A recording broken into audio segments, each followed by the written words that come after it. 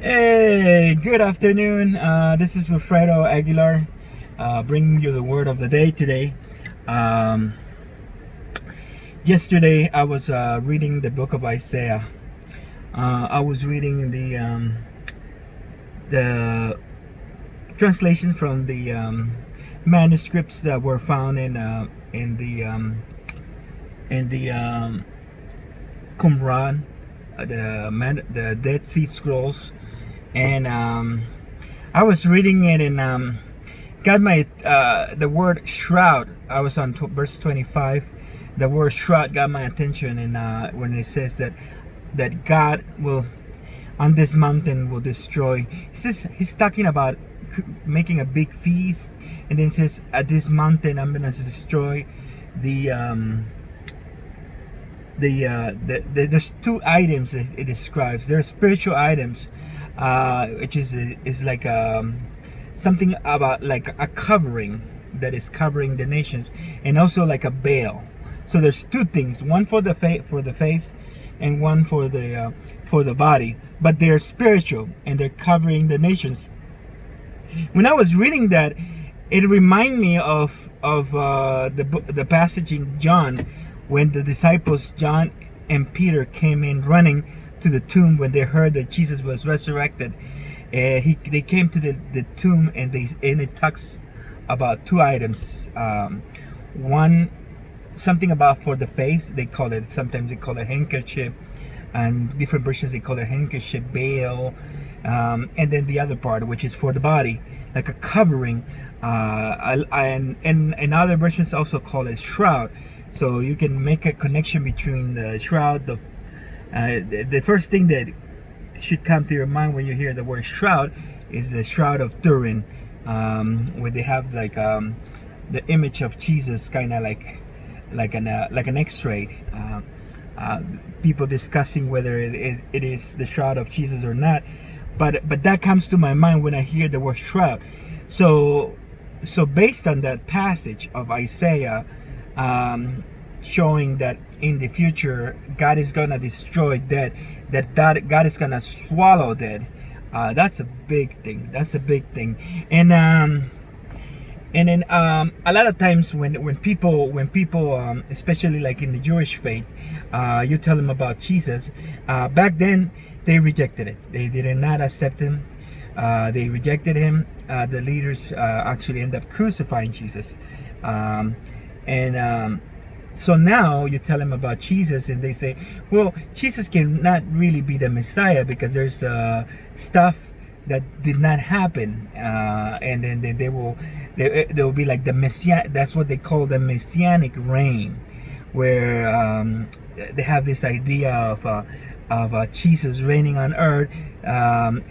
It's also discussed in Revelation, the 1,000-year reign, they call it. So Jewish have something similar. They say, hey, when Jesus comes, he will reign, and so that cannot be Jesus the Messiah. And then we as Christians, as believers, we say, well, okay, if Jesus wasn't the Messiah, well, we believe that he was the Messiah. We believe that he was the Messiah, but okay, yeah, there's some things that they don't look like they were accomplished. So then we believe that that what the Jewish are waiting for, the coming of the Messiah, is going to be the second coming of Jesus. So you get into this thing where the Jewish don't see Jesus as Messiah, and then the believers, the Christians, we Christians do see him as the Messiah, but we are kind of agree that there were some things that were not done. So okay, so let's wait for a second coming, and the second coming is the first coming of the Jewish. So it's weird. It's weird, and I don't know if I think with the reason we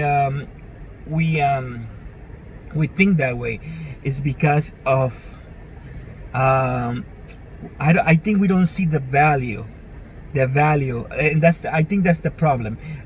Whether it's a Jew who doesn't believe Jesus was the Messiah, and where's a Christian who sees Jesus as a Messiah, but he thinks that there's got to be a second coming to accomplish what wasn't done in the first coming. So that both of them are lacking, are missing out on the value of Jesus' death and resurrection. So the value of the Jesus resurrection is that think about it for a moment. Just let me appeal to your senses, to your logic.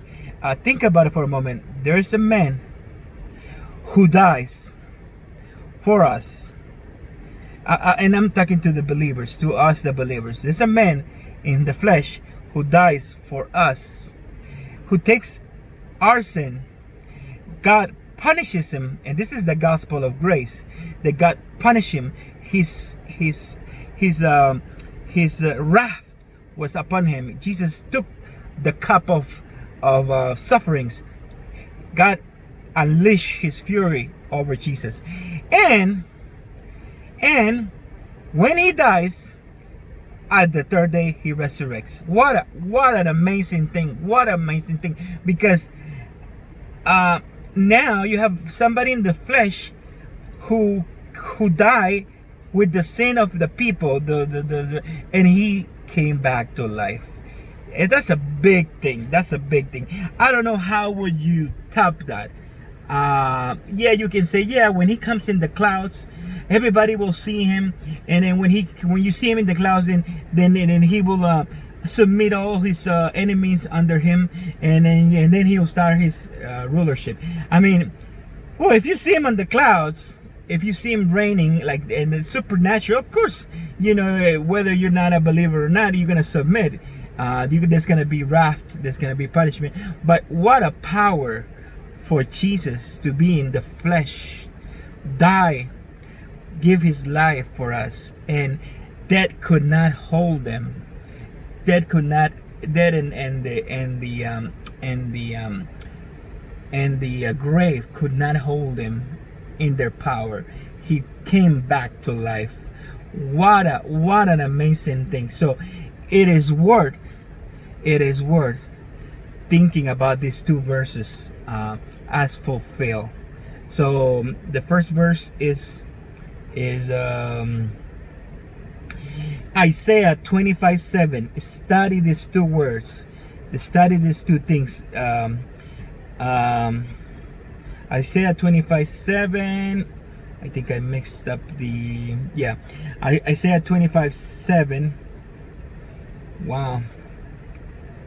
I think I flipped those verses.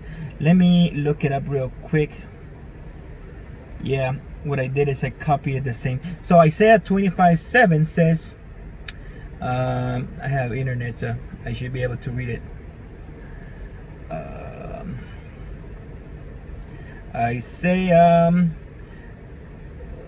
25:7. My tablet is. Let me put a pause. Let me put pause real quick. Okay, I'm back. So Isaiah 25:7, it says, and he will destroy, that means God, in this mountain the face of the covering that casts over all people, and the veil that is spread over all the nations. So there's two things. Read them really careful. There's two items. They're spiritual. They're covering the nations. They're covering the people. One of them is the veil. Some kind of a veil. Depending on which version do you read it, you see it's some kind of a veil for the face. Paul talks about that in the veil that is blocking the Jewish people from recognizing Jesus as the Messiah. That's the veil. And then the second one, it's some kind of a covering for a body. You would say it's a shroud. This version doesn't say shroud, but this one's, it's some version says linen sheets. So it's some kind of a shroud covering for the body. So when you have that in mind, keep that in mind. Those are spiritual things, and they're talking about God taking that away from the people. The covering of the face, the veil, and the shroud. And now look at John 26 and 7.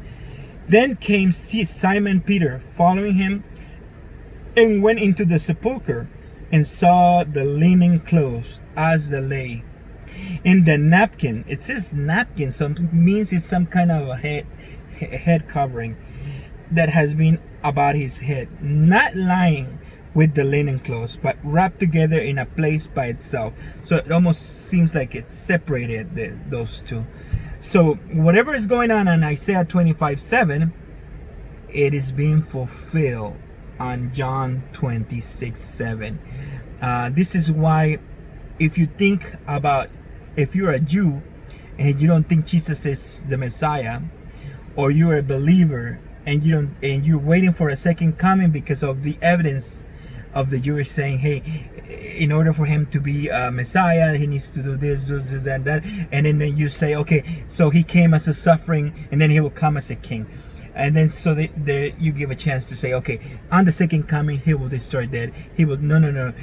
Something happened in his death. So this is happening because we're not understanding the value of what Jesus did in his flesh with his blood. This is something huge. Don't miss out by waiting on a second event if you don't fully appreciate the first event. So that's the message for today. Jesus swallowed death. So that's something to think about, and compare those two things. Think about those two things: the covering, the veil, and the linen sheets, some kind of shroud. Read those verses, compare them. They'll be on the notes. So have a great day. That's it for today. Bye bye.